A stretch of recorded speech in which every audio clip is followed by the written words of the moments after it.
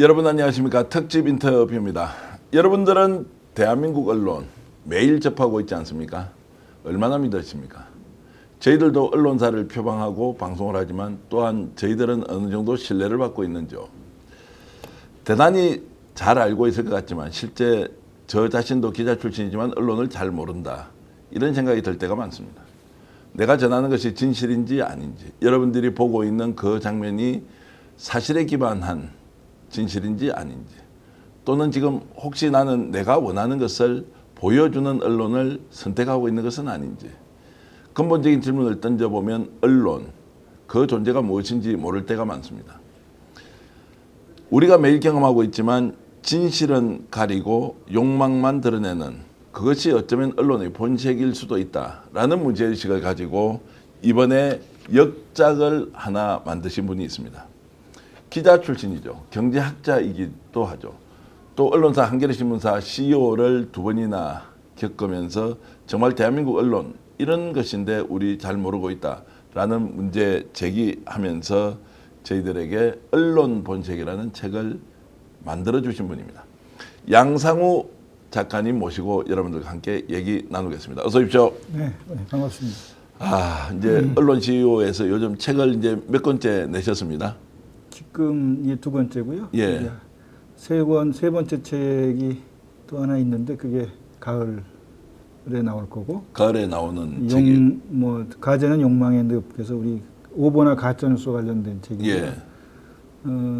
내년 초에는 그 뉴스미디어 이코노믹스라고 그 세계적 출판사입니다. 엘스비어라는 곳에서 예. 전 세계 영문판으로 교과서를 현재 집필 중입니다.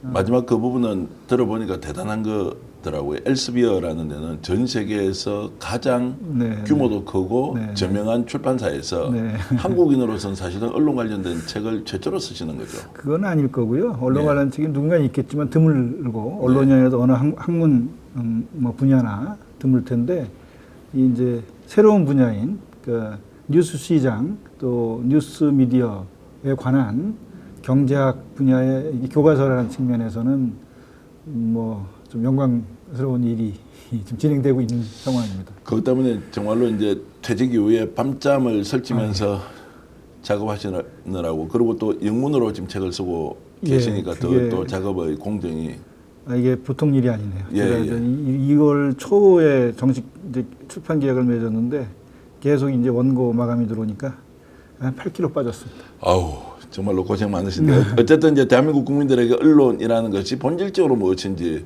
문제 제기도 하시고, 또 저도 언론인 출신이지만 저도 잘 모르는 언론에 대해서 이제 책을 이번에 내셨는데, 시청자 여러분께 사전에 이런 말씀을 좀 드리겠습니다. 우리가 잘 알고 있다는 특정한 분야도 실제 알고 보면 우리가 잘 모를 수도 있다. 그 모른다는 것이 지식과 경험이 부족해서가 아니라 본질에 대한 이해가 우리가 떨어질 때 우리는 이 문제를 어떻게 해소하지? 라는 질문으로 대한민국 언론의 본질, 진보 보수 이념의 문제가 아니라 본질적으로 우리가 언론을 이해하는 방식이 달라져야 한다. 또는 지금까지 우리가 언론을 바라보는 방식이 잘못됐다는 전제로 이 인터뷰 보시면 매우 유용할 것이라고 생각을 합니다. 자, 이제 이번에 이제 언론 본색이라는 이 책을 냈습니다. 가려진 진실, 이제 드러난 욕망, 이제 이렇게 했는데 책 제목을 왜 언론 본색이라고 했느냐라는 질문부터 먼저 좀 드려보겠습니다. 그 금방 우리 저 대표님께서 말씀하신 것처럼 언론에 대해서 모른다는 사람이 어디 있나요? 다 대한민국 국민 아니면 전 세계 지구인 모두 다 언론에 대해서 한마디 할 수 없는 사람이 없을 겁니다. 근데 사실은 아는다고 생각할 뿐이지 실제로는 잘 모릅니다. 이를테면 언론이 언론 자신에 관한 보도를 하는 적은 상대적으로 많이 드물지 않겠습니까? 그리고 언론은 모두 다 경험하기 때문에 대부분의 사람이 언론을 경험해보지 않은 사람이 없습니다. 자신이 경험한 언론에 대해서 모두 안다고는 생각하지만 우리가 이 스튜디오 안에 있으면 스튜디오를 모를 수 없죠. 그러나 스튜디오 밖에서 나가서도 이 스튜디오를 볼 수 있고 스튜디오 형체, 건물의 모양 이런 것처럼 자신이 있는 위치에서 언론을 계속 소비만 하던 위치에서는 그 관성이 그대로 남아있기 때문에 한번 그 경험하고 그다음에 익숙해진 언론상에 관해서는 별다른 생각 없이 언론에 대한 어떤 시각이나 판단을 하게 되는데 실제로는 언론은 아주 다양한 모습을 지니고 있습니다. 그리고 언론은 언론을 보는 사람들의 모습도 그 안에 다 투영되어 있고요. 언론은 사회의 거울이라고도 하지 않습니까?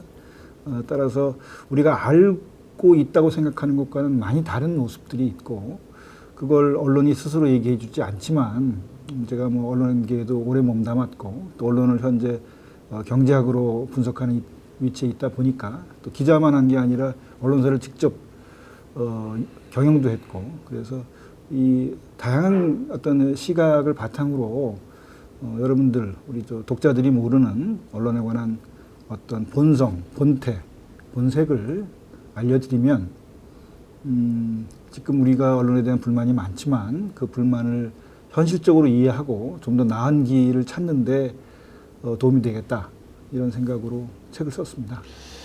자, 조선일보는 사시에 이렇게 되어 있습니다. 불편부당, 정의옹호, 그리고 세상을 보는 균형, 한국일보, 정직한 눈, 한겨레 신문, 정론집필, 공명정대, 경향신문. 네. 보수진보 할 것 없이 다들 진실을 추구하고 균형감 있게, 네. 자, 이렇게 이제 사실을 걸고 있습니다. 네. 그런데 우리 언론은 실제로 진실한가, 네. 진실을 지향하고 있는가라는 질문을 던지면 어떻습니까?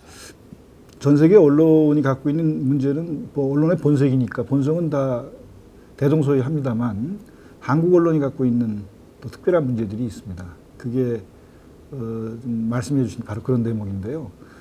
다 모두 공정, 객관, 진실, 정직 이런 걸 얘기합니다. 근데 이렇게 주요한 언론들이 이렇게 유사한 어떤 모토나 슬로건을 다 내세우느냐 하면 그렇지 않습니다.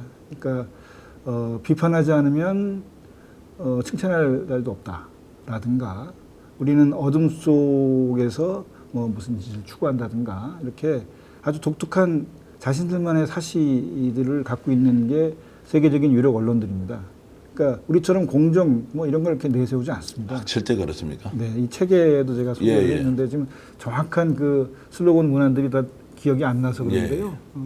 그러니까 뭐 가디언, 인디펜던트, 뉴욕 타임즈, 워싱턴 포스트, 뭐 이런 유수의 신문들은 우리와 다릅니다.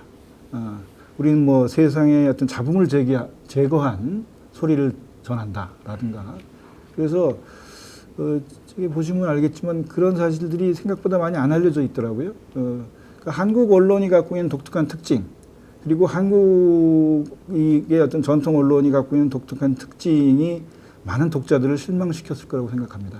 이를테면 우리는 공정하고, 우리는 객관적이고, 우리는 특정 정파에 이렇게 종속적이거나 그 정파를 지지하거나 후원하거나, 우리는 정파적이지 않다라고 제일 먼저 광고하고 홍보하고 사실을 내걸고 있지만, 네.